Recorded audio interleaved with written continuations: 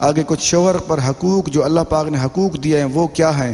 پہلے کیا کرتا تھا، پہلے وہ ان سے مزدوریاں کرواتے اور ان کو تکلیفیں دیتے۔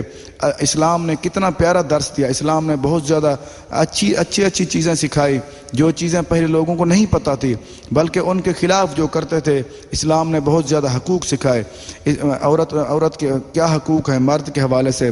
سب سے پہلا حقوق یہ ہے کیونکہ مرد اپنی بیوی کو خرچہ دے، جو اس کی ضرورت ہیں وہ پوری کرے، اور دوسرا کیا ہے اس کو رہائش دے، مکان اچھا بنا کے دے جس میں وہ اچھے طریقے سے رہ سکے، کیونکہ وہ عورت کا کام ہے پردے میں رہنا، گھر میں رہنا۔ اگر مکان ہی اچھا نہیں ہوگا تو وہ کیسے رہے گی؟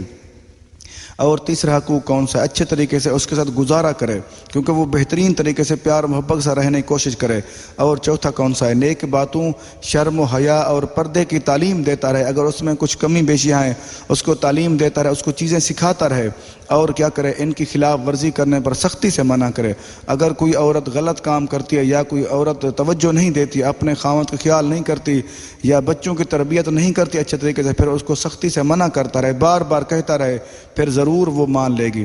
اور چھٹا کیا ہے؟ جب تک شریعت منع نہ کرے ہر جائز بات میں اس کا ساتھ دے، جس چیز کا شریعت منع نہ کرے اور وہ چیزیں ان کا ساتھ دے اس کا، اور اس کی باتیں سنے، اس کی باتیں مانے۔ جس میں شریعت منع کرتی ہے وہ باتیں بالکل نہ مانے، جس سے شریعت منع نہیں کرتی وہ باتیں مانے۔ آگے کیا کرے؟ ساتواں، اس کی طرف سے پہنچنے والی تکلیف پر صبر کرے، کیونکہ یہ عورت کا حق نہیں ہے۔ ویسے کبھی کبھی ہو جاتا ہے عورت سے، کیونکہ وہ اس انسان میں خطا ہو جاتی ہے، اس کو بھی برداشت کر لے، اس کو ڈانٹنا شروع نہ کر دے، اس کو مارنا نہ شروع کر دے، اس کی تکلیف کو برداشت کرے اور بعد میں اس کو یہ چیز سمجھا دے۔ تو کیونکہ بیوی کا یہ حقوق تو نہیں ہے، جب عورت بوڑھی ہو جاتی ہے اس کے اوپر کیا حقوق ہیں؟ اللہ پاک نے ارشاد فرما دیا، وَوَصَّيْنَا الْإِنسَانَ بِوَالِدَيْهِ حَمَلَتْهُ أُمُّهُ وَهْنًا عَلَى وَهْنٍ وَفِصَالُهُ فِي عَامَيْنِ أَنِ اشْكُرْ لِي وَلِوَالِدَيْكَ إِلَيَّ الْمَصِيرُ۔ یہ سورۃ لقمان آیت نمبر 14 پارہ نمبر 21۔ اللہ پاک نے ارشاد فرما دیا، اور ہم نے آدمی کو اس کے ماں باپ کے بارے میں تاکید فرمائی، اس کی ماں نے اسے پیٹ میں رکھا، کمزوری پر کمزوری برداشت کرتی ہوئی، اور اس کا دودھ چھوٹنا 2 برس میں ہے کہ یہ حق مان میرا اور اپنے ماں باپ کا، اور آخر مجھ ہی تک آنا ہے۔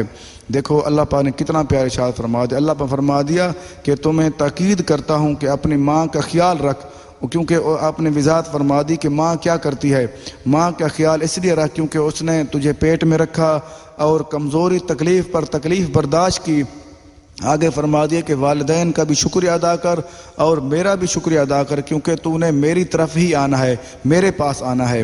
ہمیں اس چیز پہ غور کر لینا چاہیے، کیونکہ ماں کے حقوق کتنے زیادہ ہیں۔ اس لیے زیادہ ہیں کیونکہ وہ اپنے بچے کو پیٹ میں اٹھائے رکھتی ہے اور تکلیف کمزوری پہ کمزوری برداشت کرتی ہے، اور درد و تکلیف برداشت کرتی ہے، کیونکہ اتنی زیادہ تکلیف ہوتی ہے۔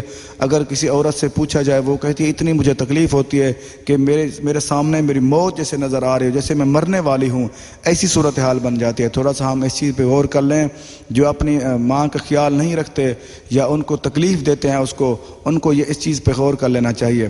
آگے کچھ احادیث مبارکہ عرض کرنا چاہوں گا ماں کے حوالے سے۔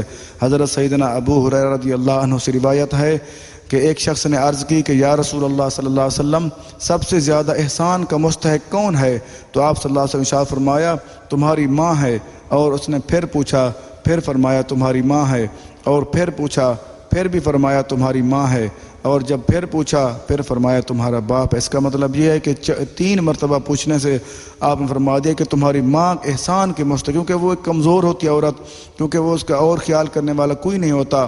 اگر ہوتا بھی ہے وہ خامد بھی بوڑھا ہو جاتا ہے، پھر اس کے بچے ہو جاتے ہیں، بچے ہوتے ہیں جب، ان کو خیال کرنا چاہیے، بیٹوں کو، کیونکہ بیٹیاں تو شادی کر جاتے ہیں، ان کو شادی کر دی جاتی ہے ان کی۔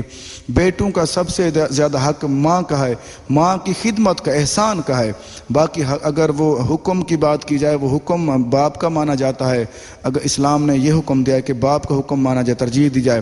احسان کا مطلب یہ ہے کیونکہ خدمت اس کی کرنی ہوتی ہے، کیونکہ وہ کمزور ہوتی ہے، وہ کہیں جا نہیں سکتی۔ پھر فرمایا کہ تمہارا باپ، اس کا مطلب یہ ہے کہ احسان جب وہ خدمت کی بات آ جائے وہ ماں کی کرنی چاہیے، جب ادب کی بات آ جائے پھر وہ والد کا کرنا چاہیے۔ یہ بخاری شریف کتاب الادب باب من حق النساء حدیث نمبر 5971۔ یہ تفسیر صراط الجنان میں بھی ہے، تفسیر سورۃ لقمان آیت نمبر 14 میں بھی ہے۔